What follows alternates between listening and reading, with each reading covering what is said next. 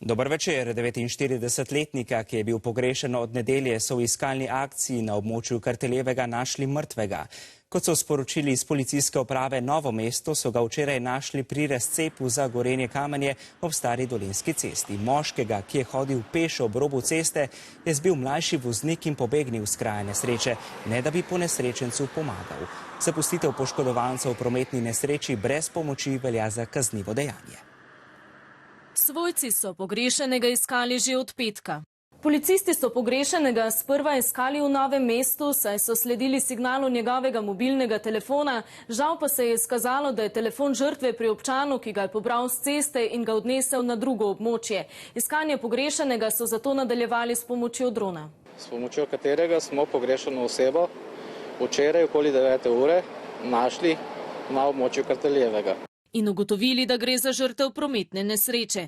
Včeraj okoli 12. ure so policisti izsledili voznika, ki je odtod pobegnil. Izsledili vozilo, katero je bilo pokrito s ponjavo, in pri vizualnem pregledu vozila so ugotovili, da se poškodbe na tem vozilu ujemajo z sledovi, ki smo jih našli na kraju. Gre za prvi pobeg s kraja nesreče s smrtnim izidom letos, sicer pa so ti pogosti. Letos je pobegnilo že skoraj 3000 ljudi, od tega je policija identificirala le polovico. In čeprav gre večinoma za pobege pri povzročitvi materialne škode, je kar 188 voznikov pobegnilo tudi pri lažjih in hujših telesnih poškodbah. In le 84 so jih odkrili. Ne morem dovolj poudariti pomena tako zvanih prvih posredovalcev pri prometni nesreči, možgani, ki so izpostavljeni poškodbi zaradi nedelovanja srca. Na minuto izgubljamo 1% možganov. Ne le z moralnega, tudi z zakonskega vidika smo dolžni poškodovancu nuditi prvo pomoč, ob tem pa nemudoma poklicati reševalce. Za svojo vidnost lahko poskrbimo bodisi s kresničko, bodisi z odsevnim trakom. Seveda je zelo pomembno, da hodimo ob levem robu cestišča, da vnaprej torej vidimo vozila, ki prihajajo naproti nam. Kljub vse pogostejši promociji nujnosti prve pomoči in varnosti v prometu, pa statistika pobegov s krajev nesreč pri nas še vedno zmrazi. Z nami je zdaj Robert Štaba, pobudnik ustanovitve zavoda Varna pot. Lepo pozdravljeni. Zakaj povzročitelj prometne nesreče v takšnem primeru navadno pobegne s kraja nesreče? Zakaj se ne ustavi in pomaga? Gre za šok ali kaj drugega? V prvi vrsti bi pohvalil policiste in raziskovalce, ki so raziskali to prometno nesrečo in prišli do storilca, s čimer so pokazali, da se v Sloveniji ne splača pobegniti, kadar so hude poškodbe oziroma celo smrt. Znano je, da se v takih hudih prometnih nesrečah zgodi šok in naša reakcije lahko zelo različne, kot smo si mogoče to predstavljali prej.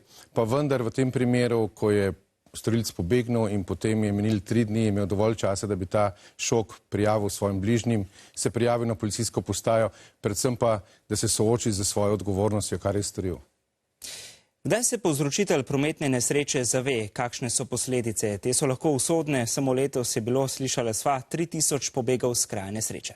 Jaz mislim, da v Sloveniji smo vsi več ali manj mobilni in življenje je sveto. Sveto je življenje gospoda, ki je vozil, in sveto je življenje tega, ki je izgubil. In zavedanje, da je življenje najbolj pomembna stvar in da moramo drugemu pomagati, če ravno se zgodi prometna nesreča, je en osnovni civilizacijski standard in ko se zgodi, najmanj, kar je, pokličimo 112, 113 pomoč, ne vem, ustavimo druga vozila, zagotovo se bo nekdo najdel, ki je vešč in pristopil prvi pomoči.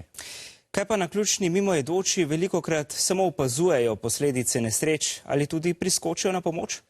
Po naših podatkih žrtev prometnih nesreč, kjer so najhujše prometne nesreče, je žal največkrat tako, da ljudje nemo opazujejo. Velika sreča je, če je med temi gledalci, jaz rečem, kak profesionalc, zdravnik, reševalc in potem lažje steče. Želel bi si, da bi bil v Sloveniji ta procent dosti višji, zato zelo pozdravljam stvari, da bi začeli z takimi vsebinami že v vrtcu, v osnovni šoli in da spremenimo generacije, ker očitno mi smo malo svoje zafurali.